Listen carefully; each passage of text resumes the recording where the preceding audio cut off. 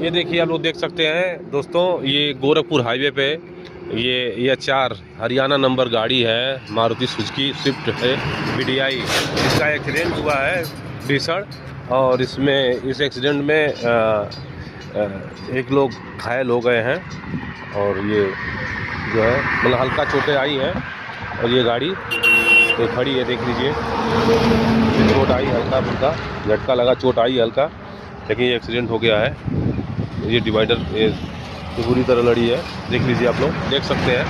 4 लेन पे गोरखपुर हाईवे है, गोरखपुर हाईवे पे एक्सीडेंट हुआ। ये जा रही है, ये लगा है एक्सीडेंट हुआ इसमें, मतलब बच गए हैं फिलहाल।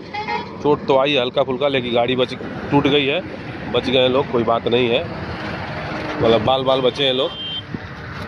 तो आप लोग देख सकते हैं खुद, ये है गोरखपुर हाईवे, गोरखपुर टू बनारस, इस बनारस वाले हाईवे पे हुआ है।